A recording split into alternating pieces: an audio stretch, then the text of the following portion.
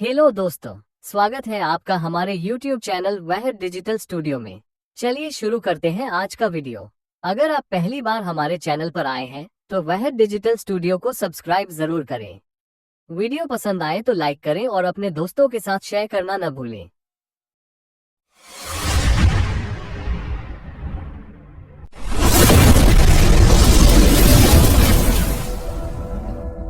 इस वीडियो के अंदर आपको बताने वाला हूं UP triple SC PET online form 2026 के बारे में, जहां पर गाइज आपको लेटेस्ट अपडेट के साथ में सभी प्रॉब्लम के हल सहित पूरा प्रोसेस बताया जाएगा। और मुझे पता है कि आप लोगों के अभी तक कमेंट आ भी चुका होगा, एक दो ने तो कर भी दिया होगा कि सर ओटीपी नहीं आ रहे, क्योंकि ओटीपी आपको लगातार परेशान करता आ रहा है पिछले कई दिनों से। ऐसे में बहुत सारे कैंडिडेट अभी तक फॉर्म नहीं भर सके हैं, किसी को आ जाता है और बहुत सारे कैंडिडेट परेशान रहते हैं। तो इस संबंध में मुझे जो फीडबैक मिला है कि आप लोगों से ही और जो मेरा एक्सपीरियंस है उसके अकॉर्डिंग मैं आपको बताऊंगा कि बेस्ट टाइम ओटीपी आने का क्या रहता है। एंड ईमेल वाला ओटीपी वेरीफाई करना अनिवार्य नहीं है, आप बिना उसको वेरीफाई किए भी अपना ओटीआर कर सकते हैं। आपको अन्य कोई स्टेज पर जाकर के उस ईमेल वाले ओटीपी को वेरीफाई कर देना है। और ये मैं कोई अपनी तरफ से नहीं बोल रहा हूं, अगर आप यहाँ पर इसमें जब ओटीआर करने के लिए जाते हैं तो आप ईमेल आईडी के सेक्शन पर देख सकते हैं, email verification is not mandatory at this stage, यानी कि इस स्टेज पर आप ईमेल वेरीफाई किए बिना भी आगे बढ़ सकते हैं। ये इस स्टेज पर वेरीफाई करना अनिवार्य नहीं है, आप सिर्फ नंबर वाला ओटीपी वेरीफाई कर लीजिए। अगर नंबर वाला ओटीपी टाइम से आ जाता है तो इसको वेरीफाई करके अपना ओटीआर कर लीजिए, आपको कोई भी इशू नहीं। अगर दिन में ओटीपी नहीं आता तो रात में जितना लेट हो सके, चाहे रात के 1 बजा हो, 2, 3, 4, 5, इस टाइम पर आप करके देखिए। और मैं ये कहूंगा कि इस टाइम पर भी आप, ऐसा नहीं कि पहली बार में आ जाएगा, थोड़ा टाइम दीजिए अपने आप को, 20-30 मिनट अपने आप को वहां पर बैठा कर रखिए, देखिए ट्राई करके बार बार। तो गाइज इस समय के अंदर कैंडिडेट की संख्या दिन के मुकाबले कम रहेगी वेबसाइट के ऊपर, और वेबसाइट का सर्वर सही से काम करेगा और आपको ओटीपी मिल जाएगा। ये ट्रिक बहुत सारे कैंडिडेट के साथ में काम कर रही है, बहुत सारे कैंडिडेट ने मुझे कमेंट के माध्यम से बताया भी है। एंड अगर आपने ट्रिक यूज करके अपना फॉर्म भर लिया, आपको ओटीपी आ गया, तो आप कमेंट के माध्यम से बताइएगा जरूर, ताकि उन कैंडिडेट को पता चल सके जो कि ट्राई कर रहे हैं और उनका ओटीपी वेरीफाई नहीं हो रहा है। तो ये चीज समझ में आ गई। इसके अलावा गाइज यहाँ पर मैं आपको बता दूं कि आपके पास लास्ट के 6-7 दिन बचे फॉर्म को भरने के लिए, क्योंकि फॉर्म को भरने की लास्ट डेट 1 सितंबर 2026 रखी गई है। एंड अगर आपकी पीईटी के फॉर्म के अंदर कोई गलती हो गई है तो वो आप अभी भी सुधार कर सकते हैं और 8 सितंबर 2026 तक कर पाएंगे। अब इस वीडियो के अंदर पहले तो मैं आपको थोड़ा शॉर्ट में उन कैंडिडेट के बारे में बताऊंगा जिनको यहाँ पर, जैसे कि मान लीजिए आपने ओटीआर कर लिया और ओटीआर के अंदर देखा कि यार मेरी तो गलती हो गई है, तो आप उसको मॉडिफाई करना चाहते हैं। तो ऐसे में गाइज अगर आपने पीईटी का फॉर्म सबमिट नहीं किया तो अभी भी आप अपना ओटीआर मॉडिफाई कर सकते हैं। तो इसके लिए आपको यहाँ पर यूपी ट्रिपल एससी की ऑफिशियल वेबसाइट पर आना है। जैसे आप इसको ओपन करते हैं तो आपके सामने होम पेज आता है। अगर आप यहाँ पर खुद से नहीं आ पा रहे तो जो लिंक मैंने वीडियो को डिस्क्रिप्शन में दिया हुआ है आप ओपन करना। आप यहाँ पर इस वाले इंटरफेस पर आएंगे, यहाँ पर आपको पीईटी की इन्फॉर्मेशन देखने को मिलेगी कि 10वीं पास कैंडिडेट अप्लाई कर सकता है। एज लिमिट 18 से 40 साल के बीच रखी गई है। फीस जनरल ओबीसी डब्ल्यूएस के लिए 185, SC ST के लिए 95 और फिजिकली हैंडीकैप के लिए 25 है। तो ये सभी इन्फॉर्मेशन यहाँ से जानते हुए आप आएंगे और जो ऑफिशियल वेबसाइट है इसके ऊपर क्लिक करेंगे, देन आपके सामने इस तरह का इंटरफेस आ जाएगा। आप यहाँ पर भी देख सकते हैं एप्लीकेंट सेगमेंट के अंदर मॉडिफाई ओटीआर फॉर्म डिटेल। आप जैसे इसके ऊपर क्लिक करेंगे इस तरह का इंटरफेस आ जाएगा। यहाँ पर आप आपका नंबर डालेंगे जो आपने रजिस्टर किया ओटीआर करते समय, और गेट ओटीपी करेंगे, वेरिफिकेशन कोड डालेंगे और लॉगिन कर लेंगे। अगर जैसे कि मैंने कहा कि आपके डिवाइस में आपको नंबर पर ओटीपी नहीं आ रहा है तो आपको किसी और का फोन लेकर के या फिर लैपटॉप कंप्यूटर का इस्तेमाल करके इसको ट्राई करना है, आपको ओटीपी मिल जाएगा। जैसे लॉगिन करेंगे आपके सामने एक सेक्शन आएगा, उसमें आपको सिलेक्ट करना होगा कि आपको पर्सनल डिटेल एडिट करनी है, क्वालिफिकेशन डिटेल एडिट करनी है, एड्रेस की डिटेल एडिट करनी है, फोटो सिग्नेचर करना है। तो जो भी सेक्शन आप सिलेक्ट कर लेंगे, वो सिलेक्ट करने के बाद जैसे ही प्रोसीड करेंगे तो आपके सामने डिटेल एक्टिव होगी, आप वो कोई भी इन्फॉर्मेशन सही कर पाएंगे और इस तरह से आप आपका जो ओटीआर है वो मॉडिफाई कर सकते हैं बिना किसी फीस के। फिर बात करते हैं उन कैंडिडेट के बारे में जो कि अपना ओटीआर का प्रिंट नहीं ले पाए, तो आप print one time OTR form इसके ऊपर क्लिक करेंगे एंड सेम वे में आप लॉगिन करके अपने फॉर्म का प्रिंट ले सकते हैं। इसी के साथ यहाँ पर गाइज मान लीजिए आपने ओटीआर कर लिया और आप पीईटी का फॉर्म भर रहे थे और बीच में कहीं पर कोई एरर आ गया, अब आप जब दोबारा फॉर्म भरने जाते तो शुरुआत से शुरू नहीं हो पा रहा है। तो ऐसे में आपको यहाँ पर एप्लीकेंट सेगमेंट में रिमेनिंग डिटेल सबमिशन इस वाले सेक्शन का इस्तेमाल करना है, जिसमें कि आपको आपका राशन नंबर डालना है जो कि आपको ओटीआर करके मिल जाता है। उसके बाद डेट ऑफ बर्थ सिलेक्ट करनी है, अपनी जेंडर सिलेक्ट करना है, are you domicile of UP इसका आंसर करना है यस नो में, और उसके बाद आपकी कास्ट कैटेगरी सिलेक्ट करनी है, वेरिफिकेशन कोड डालना है और प्रोसीड कर देना है। इसके बाद आपको उसी सेक्शन पर ट्रांसफर किया जाएगा जहां पर आपको एरर आया था, और आप वहां से अपना फॉर्म दोबारा से फिल करना स्टार्ट कर सकते हैं और आगे बढ़ करके फॉर्म फाइनल सबमिट कर सकते हैं। अब इसके अलावा अगर आपको फी डिपोजिशन करते समय कोई एरर आ गया था और अब आपको समझ नहीं आ रहा कि मैं फी पेमेंट कैसे करूं, तो आपको गाइज एप्लीकेशन फी डिपोजिशन इस सेक्शन का इस्तेमाल करना है। सेम वे में इस तरह से जानकारी देनी है जैसे कि registration number, DOB, gender, are you domicile of UP, इसके बाद कैटेगरी और फिर आपका वेरिफिकेशन कोड और प्रोसीड। जैसे ही प्रोसीड करेंगे तुरंत उसी स्टेप पर सेंड किया जाएगा जहां पर आपको पेमेंट का इंटरफेस देखने को मिलेगा और आप अपनी फीस दोबारा से पे कर सकते हैं। इसके बाद यहाँ पर देखेंगे मॉडिफाई सबमिटेड एप्लीकेशन। तो गाइज अगर आपका फॉर्म आपने सबमिट कर दिया यानी कि फी पेमेंट भी कर दिया, तो अब आप यहाँ पर मॉडिफाई सबमिटेड एप्लीकेशन इसके ऊपर क्लिक करके जो भी फॉर्म के अंदर आप इन्फॉर्मेशन चेंज करना चाहते हैं वो पीईटी की होनी चाहिए, ओटीआर की नहीं होगी। जो पीईटी के अंदर आपने सवालों के आंसर किए, 12वीं की इन्फॉर्मेशन भरी, यानी कि पीईटी के फॉर्म में जो आपने डिटेल्स भरी वो सभी आप यहाँ से मॉडिफाई कर सकते हैं। इसके लिए आपको रजिस्टर नंबर डालना, डीओबी सिलेक्ट करनी है, रजिस्टर्ड नंबर डालना और वेरिफिकेशन कोड डाल करके क्लिक टू प्रोसीड करना है। आपके नंबर पर ओटीपी जाएगा। जैसे आप ओटीपी वेरीफाई कर देंगे तो आपके सामने पीईटी की सारी इन्फॉर्मेशन आ जाएगी। जो भी डिटेल्स आप एडिट करना चाहे, मॉडिफाई करना चाहे, चेंज करना चाहे वो कर सकते हो, वो भी कोई चार्ज दिए बिना। तो ये चीज समझ में आ गई। अब इसके साथ ही अगर आपने फी पेमेंट कर दिया और वो अपडेट नहीं हुआ तो update your transaction ID bye double verification mode, इसके ऊपर क्लिक करेंगे, ये सब इन्फॉर्मेशन यहाँ पर डालेंगे और प्रोसीड कर देंगे। इसके बाद नीचे की तरफ एक लिंक मिलेगा, जैसे आप उसके ऊपर डबल क्लिक करेंगे आपका फी जो है वो अपडेट हो जाएगा। एंड आप इस वीडियो में बताए गए सभी स्टेप्स को ध्यान से फॉलो करेंगे तो आपका काम 100% हो जाएगा। फिर भी अगर किसी वजह से आपसे नहीं हो पाता है तो चिंता करने की जरूरत नहीं है। वीडियो के डिस्क्रिप्शन में हमारा व्हाट्सएप नंबर और लिंक दिया गया है। इसके अलावा कमेंट सेक्शन में भी लिंक पिन किया हुआ मिलेगा, उस पर क्लिक करके सीधे व्हाट्सएप पर आइए और हमें मैसेज कीजिए, अपने जरूरी डॉक्यूमेंट्स भेज दीजिए।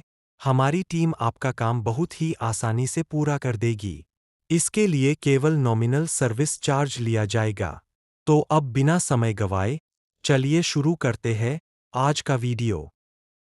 इसी के साथ अगर फॉर्म का प्रिंट नहीं ले पाए डिटेल्ड, तो आप प्रिंट डिटेल्ड एप्लीकेशन फॉर्म इसके ऊपर क्लिक करेंगे, यानी यहाँ पर ये सब इन्फॉर्मेशन डाल करके प्रोसीड करेंगे और अपने फॉर्म का फाइनल प्रिंट आउट ले लेंगे। तो गाइज ये तो हुई आपकी वो जानकारी जो कि आपको बीच बीच में परेशान कर रही है। अब मैं बात करता हूँ शुरू से लेकर यानी कि ओटीआर से लेकर फाइनल प्रिंट तक, जिसमें कि ओटीआर बताऊंगा पहले, फिर बताऊंगा पीईटी का फॉर्म कैसे भरना है उन सभी कैंडिडेट के लिए जिन्होंने अभी तक फॉर्म भरा ही नहीं है। पर इस तरह का इंटरफेस आ जाएगा। यहाँ पर आ जाने के बाद में आपको नीचे प्रीलिमिनरी एलिजिबिलिटी टेस्ट देखने को मिल रहा है। आप अप्लाई के ऊपर क्लिक करेंगे, फिर आप कैंडिडेट रजिस्ट्रेशन इसके ऊपर क्लिक करेंगे।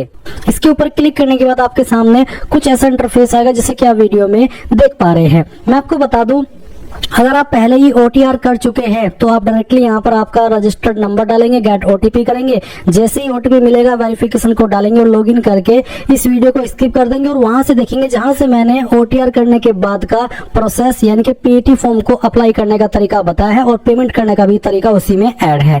एंड गाइज अगर आपका अभी तक ओटीआर भी नहीं हुआ तो पहले आपको ओटीआर करना है। ऐसे में आप यहाँ पर न्यू वन टाइम रजिस्ट्रेशन यानी कि ओटीआर इसके ऊपर क्लिक करेंगे। इसके ऊपर क्लिक करने के बाद आपके सामने इस तरह का इंटरफेस आएगा।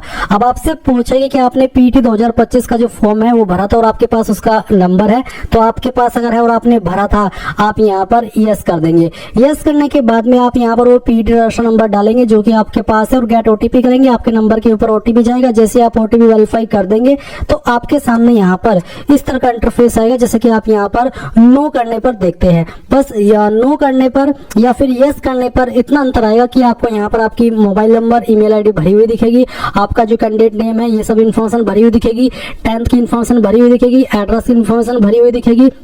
एंड यहाँ पर गाइज आपको फोटो और सिग्नेचर अपलोड करना होगा। पहले भले ही आप पहले से रजिस्टर्ड क्यों ना हो, यानी कि भले ही पहले से आपका पीईटी 2025 का फॉर्म क्यों ना आपने भरा हो, आपको फोटो सिग्नेचर तो अपलोड करना ही होगा। बाकी जो आपका एड्रेस इन्फॉर्मेशन है, 10वीं की इन्फॉर्मेशन है, आपकी ये सब डिटेल है, ये आप सब यहाँ पर भरी हुई देखेंगे। अगर आपको इनमें से कोई इन्फॉर्मेशन एडिट करनी है तो आप यहाँ से कर लेना। अगर यहाँ से एडिट नहीं हो रही है तो फिर गाइज आपको होम पेज पर आना है और आप देखेंगे मॉडिफाई ओटीआर फॉर्म डिटेल, इसके ऊपर क्लिक करके उसको मॉडिफाई कर लेंगे। एंड अगर आपको पहले से यहाँ पर जैसे कि मैंने कहा कि इसमें भरी हुई दिख रही है और आपको लगता है कि सभी जानकारी सही है तो कोई इशू वाली बात नहीं है।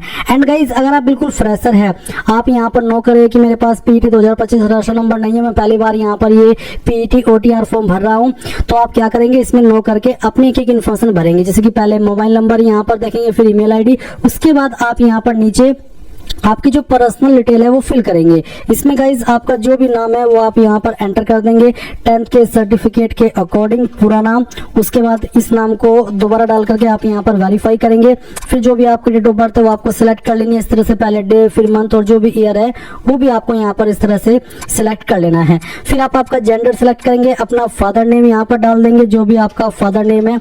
एंड फिर गाइज यहाँ पर आपको इसमें आपकी माताजी का नाम एंटर करना है। फिर आपसे पूछा कि आप कौन सी स्टेट के आप निवासी है, तो मैं यहाँ पर उत्तर प्रदेश सिलेक्ट कर लेता हूँ। उसके बाद आप देखेंगे होम डिस्ट्रिक्ट, तो आपकी होम डिस्ट्रिक्ट जो भी है वो आपको सिलेक्ट कर लेनी है। कास्ट कैटेगरी आपकी कौन सी है वो आपको यहाँ पर सिलेक्ट करनी होगी, जनरल, ओबीसी, एससी, एसटी। अगर आप अन्य स्टेट से आते हैं तो गाइज आपको यहाँ पर जनरल के अंदर काउंट किया जाएगा। इसके बाद आती है क्वालिफिकेशन की जानकारी, तो आपने आपकी 10वीं कौन से बोर्ड से की उस बोर्ड को आपको सिलेक्ट कर लेना है। उसके बाद किस साल के अंदर पास किए उस साल आपको सिलेक्ट कर लेना है। आपका रोल नंबर क्या था वो आप यहाँ पर एंटर कर देंगे। नंबर आपके किसके अंदर है, अगर ग्रेड सिस्टम है तो ग्रेड सिस्टम सिलेक्ट करने के बाद में डायरेक्टली आपको आपकी सीजीपीए को परसेंटेज में कन्वर्ट करके यहाँ पर डाल देना है। एंड अगर परसेंटेज सिस्टम है तो फिर आप यहाँ पर बताएंगे कि कितने नंबर आपको आए थे वो आपको यहाँ पर डालना है। जैसे कि मैं आपको डेमो के लिए नंबर फिल करके दिखा रहा हूँ इस तरह से, और उसके बाद कितने में से आए थे वो आप टोटल मार्क्स के अंदर डाल देंगे, परसेंटेज आपकी कैलकुलेट कर ली जाएगी। अब नीचे आता है आपके सामने एड्रेस का सेक्शन, तो एक तरफ पर परमानेंट एड्रेस और दूसरी तरफ है आपका कोरेस्पोंडेंस मेलिंग यानी कि प्रेजेंट एड्रेस। तो नेम सीओ में बहुत सारे कैंडिडेट कंफ्यूज हो रहे हैं, तो गाइस नेम सीओ में आपको आपके फादर का नेम एंटर करना है। उसके बाद house number, flat number, street number या पोस्ट ऑफिस, लोकेलिटी, कस्बा, विलेज, सिटी। मैं आपको बता दूं अगर आप इसमें कंफ्यूज हो रहे हैं अभी भी कि मेरा हाउस नंबर नहीं है, मेरा फ्लैट नंबर नहीं है, मेरा स्ट्रीट नंबर, मेरा पोस्ट ऑफिस नहीं है, तो आपको क्या करना है, सिंपली नेम सीओ के अंदर आपके आधार के अकॉर्डिंग या फिर जो भी आपका परमानेंट एड्रेस है उसके अकॉर्डिंग अपने फादर का नाम डाल दीजिए। और बाकी जो लाइन बचेगी जिसमें कि आपका स्टेट आपको छोड़ देना है और डिस्ट्रिक्ट आपको छोड़ देनी है, क्योंकि ये आप ऑलरेडी भर चुके हो। और जो बाकी का एड्रेस बचा है वो आपको इन 3 लाइन के अंदर डाल देना। ये नहीं देखना कि मैं कहां पर क्या भर रहा हूँ, बस आपका जो भी आपका एड्रेस बचा है आपके फादर नेम के बाद में थोड़ा सा पार्ट इसमें लिख दीजिए, थोड़ा सा part street number, post office में लिख दीजिए और लोकेलिटी, कस्बा, विलेज, सिटी में थोड़ा सा पार्ट लिख दीजिए। बाकी स्टेट यहाँ पर ऑलरेडी सिलेक्टेड है, डिस्ट्रिक्ट सिलेक्टेड है और फिर जो आपका पिन कोड है वो आपको यहाँ पर डाल देना है। एंड अगर आपका परमानेंट एड्रेस और प्रेजेंट एड्रेस सेम है तो आप इसको टिक कर देंगे, अगर सेम नहीं है तो अनटिक करके अलग से भर देना। इसके बाद यहाँ पर आपसे पूछे select any one document, PAN card, driving licence, इनमें से कोई एक आईडी, जैसे कि PAN card, driving licence, voter ID जो भी है वो आप सिलेक्ट कर ले। ये आईडी होना कंपलसरी नहीं है, अगर नहीं भी है तो भी आगे बढ़ सकते हैं और अगर है तो फिर आप सिलेक्ट करके जो भी आईडी सिलेक्ट करें उसका नंबर यहाँ पर डाल देना। यहाँ पर गाइज मेरे सामने एक एरर आ रहा है, इसमें आ रहा है please type name of candidate and CO, example candidate name, CO name. तो ये जब मैंने इसमें क्योंकि अभी तक भरा नहीं है तो मेरे सामने एग्जाम्पल के रूप में बताया जा रहा है कि आप इसमें आपका नाम भी डाल सकते हैं। बट गाइज आप अपना नाम तब डालिएगा जब आपकी पहचान वहां पर आपके नाम से हो, जहां पर भी आप रह रहे हो। सीओ नेम में फादर नेम इसलिए डाला जाता है ताकि जब वहां पर कोई भी पोस्ट जाए या फिर जब कोई पोस्ट जाता है तो उसमें फादर नेम जब आप डाल देते तो फिर फादर के नेम से आपको रिकॉग्नाइज कर लिया जाता है। इसलिए यहाँ पर सीओ नो में बहुत सारे कैंडिडेट फादर नेम डालते हैं। और जो जिनकी थोड़ी बहुत पहचान होती है, जिनको अगर आप अपने नाम पर कुछ ऐड मंगाए और आपकी इतनी पहचान है कि आपके नाम से ही वहां पर सब कुछ हो जाता है, तो फिर आप यहाँ पर खुद का नाम डाल सकते हैं, नहीं तो आप यहाँ पर फादर नेम डालेंगे। तो ये चीज आपको समझ आ गई। अब आप यहाँ पर फोटो अपलोड करेंगे। फोटो का साइज 50 से 100 KB के बीच में रखा है एंड सिग्नेचर का साइज 30 से 50 KB के बीच में रखा है। सिग्नेचर आपका कैसे उसका डेमो यहाँ पर आपको दिया है, उसमें इंग्लिश और हिंदी दोनों चीज होनी चाहिए। तो आप चूज फाइल इसके ऊपर क्लिक करेंगे एंड यहाँ पर भी आपका सिग्नेचर है वो आपको सिलेक्ट कर लेना है। मैं डेमो के लिए आपको यहाँ पर एक सिग्नेचर अपलोड करके दिखाता हूँ। चलिए हम यहाँ पर एक फाइल सिलेक्ट कर लेते हैं। ये फाइल जैसे ही आप सिलेक्ट करेंगे तो इस तरह से आपके सामने आ जाएगी, जैसे कि आप वीडियो में देख पा रहे हो, ऊपर इंग्लिश में और नीचे हिंदी में। एंड अगर आप हिंदी में ही सिग्नेचर करते हैं तो दोनों में आपको ऊपर की तरफ आपको सिंपल अपना नाम इंग्लिश में लिख देना है और नीचे अपना नाम आपको हिंदी में लिखना है। तो ये चीज आप समझ आ गए। फिर यहाँ पर फोटो अपलोड कर देंगे एंड देन आप यहाँ पर एक्सेप्ट द बोर्ड डिक्लेरेशन में इसमें यस कर देंगे, ये वेरिफिकेशन कोड डालेंगे और फिर सबमिट कर देंगे। इसके बाद गाइज आप यहाँ पर देखेंगे कि जो आपका OTR है वो हो जाएगा। और OTR हो जाने के बाद में अगर आप यहाँ पर लॉगिन नहीं होते तो मैं आपको बताता हूँ, आपको यहाँ पर इसमें लॉगिन हो जाना है। लॉगिन होने के लिए आपको यहाँ पर अपना जो नंबर अभी आपने रजिस्टर किया वो डालेंगे और गेट OTP के ऊपर क्लिक करके जैसे OTP आ जाए वेरिफिकेशन कोड डालेंगे और लॉगिन के ऊपर क्लिक करेंगे। ये उनके लिए भी इन्फॉर्मेशन है जो कि पहले ही OTR कर चुके हैं। आप डायरेक्टली लॉगिन करेंगे और लॉगिन करने के बाद इस तरह का इंटरफेस आपके सामने आएगा जैसे कि आप वीडियो में देख पा रहे हैं। मैंने भी पहले ही OTR करके रखा था तो मेरे सामने इस तरह से ऑप्शन आ चुका है। यहाँ पर आप आपकी जो एड्रेस की इन्फॉर्मेशन अगर वो एडिट करना चाहे तो वो कर सकते हैं। तो जैसे कि ये सब इन्फॉर्मेशन यहाँ पर आप देख पा रहे हैं। अब आपसे यहाँ पर एक सवाल पूछा कि क्या आपने 12वीं भी किया है, तो आप अगर इस बॉक्स को टिक कर देंगे तो आपके सामने यहाँ पर इसमें पूछा हैव यू कंप्लीटेड इंटरमीडिएट, तो 12वीं की जानकारी देने का भी ऑप्शन एक्टिव हो जाएगा। तो इसमें आपको इसमें जो बोर्ड नेम है अपना, यानी कि आपने कौन से बोर्ड से की है उस बोर्ड को आपको यहाँ पर सेलेक्ट कर लेना है। फिर किस साल के अंदर आपने आपकी 12वीं पास कर ली है वो साल आप यहाँ पर सेलेक्ट कर लेंगे।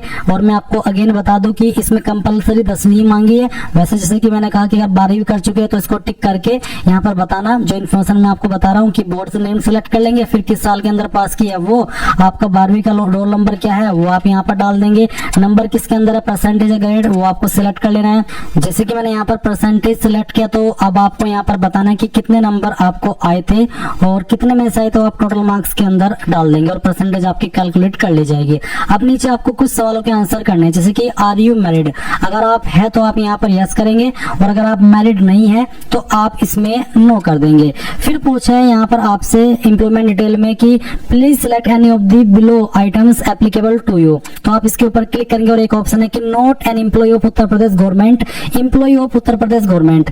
तो अगर आप उत्तर प्रदेश गवर्नमेंट के एम्प्लॉय नहीं है या फिर एम्प्लॉय है ही नहीं तो आप पहले वाला ऑप्शन सिलेक्ट कर लेंगे। एंड अगर आप यूपी गवर्नमेंट के एम्प्लॉय है तो आप सेकंड ऑप्शन सिलेक्ट करेंगे। फिर यहाँ पर इसमें पूछे डिपेंडेंट ऑफ फ्रीडम फाइटर, तो क्या आप डिपेंडेंट ऑफ फ्रीडम फाइटर है यानी कि जो स्वतंत्रता सेनानी है उत्तर प्रदेश के, क्या आप उनके आश्रित हैं? अगर है तो आपको यहाँ पर यस करना है, नहीं तो आप नो कर दीजिए। फिर एक्स सर्विसमैन पर्सनल डिटेल में पूछा है, अगर आप एक्स सर्विसमैन है तो आप ये I am an ex serviceman personnel of Uttar Pradesh या फिर am an ECO SSCO CO personnel of Uttar Pradesh, तो जो भी है वो सिलेक्ट करें। अगर नहीं आप एक्स सर्विसमैन तो सिंपली नो कर दे। उसके बाद आपसे पूछे कि are you outstanding sports person from Uttar Pradesh, यानी कि क्या आप एक मेधावी खिलाड़ी है उत्तर प्रदेश के, तो अगर आप है आप इसमें यहाँ पर यस करेंगे, नहीं तो आपको नो कर देना है। फिर पूछा कि क्या आप पर्सन विद डिसेबिलिटी यानी कि पीडब्ल्यूडी यानी कि दिव्यांग या कह लीजिए विकलांग कैंडिडेट है यूपी के, अगर हाँ तो यस, नहीं तो आपको नो करना है। उसके बाद आपसे पूछे कि क्या जो आयु सीमा के अंदर छूट मिलती है, जो नॉर्मल छूट मिलती है एससी एसटी कैंडिडेट को 5 साल की, ओबीसी को 3 साल की, वो ऑप्शन ये नहीं है। ये है are you claiming as listen other on the grounds of other than mentioned above, जैसे कि अगर आप यहाँ पर यस करेंगे तो यस करने पर यहाँ पर आपको पूछा कि किस ग्राउंड के तहत आपको छूट चाहिए एज के अंदर, गवर्नमेंट ऑर्डर, कोर्ट ऑर्डर, सेवा नियमावली। ये बहुत ही अतिरिक्त वाला ऑप्शन है जो मैंने अभी बताया भी आपको कि अगर आप एससी एसटी है तो आपको 5 साल की छूट मिलेगी, ओबीसी है तो 3 साल की। तो अगर आप इसमें नो भी करेंगे तब भी आपको ये छूट दी जाएगी, क्योंकि ये जो छूट है ये उनके लिए ऑप्शन डाला गया है जिनको इन ऑर्डर के तहत जो यहाँ पर मेंशन किए गए हैं छूट चाहिए है। इसके बाद आप यहाँ पर एक्सेप्ट द बोर्ड डिक्लेरेशन इसमें आएंगे और यस कर देंगे। यस करने के बाद में आप यहाँ पर नीचे इसमें जो सबमिट का ऑप्शन है वो देखेंगे, जो कि आप यहाँ पर देख पा रहे हैं। वेरिफिकेशन कोड आ चुका है, वेरिफिकेशन कोड डालिए और सबमिट कर दीजिए। अभी गाइज आप यहाँ पर देखेंगे your PT registration number is please keep it safe for future reference, यानी कि जो मेरा पीटी का फॉर्म है वो यहाँ पर इसमें भरा गया है। अभी मुझे पेमेंट करना है तो आप यहाँ से अगर प्रिंट स्लिप लेना चाहिए वो ले लीजिए, और अगर आपको यहाँ पर इसमें डायरेक्टली पेमेंट के लिए भरना है तो आप प्रोसीड फॉर पेमेंट इसके ऊपर क्लिक करेंगे। इसके बाद आपके सामने यहाँ पर पेमेंट का इंटरफेस आ जाएगा। और मैं आपको बता दूं कि अगर आप जब ये फॉर्म भर रहे थे शुरुआत में ही जैसे लिंक एक्टिवेट हुआ और आपके सामने पेमेंट एरर आया, आप पेमेंट नहीं कर सके, तो जैसे कि मैंने आपको बताया आप लॉगिन कीजिए डायरेक्टली, और लॉगिन करके आपके सामने इस तरह से पेमेंट का ऑप्शन आएगा। आप यहाँ पर state bank of India select कर लेना, यहाँ पर टिक करना और प्रोसीड फॉर फी डिपोजिशन इसके ऊपर क्लिक करके यहाँ से आपको प्रोसीड कर देना है।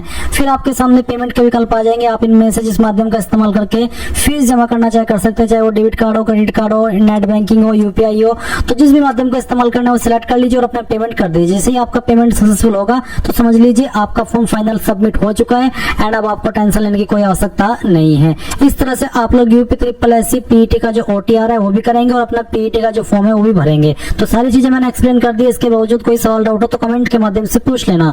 Thanks for watching.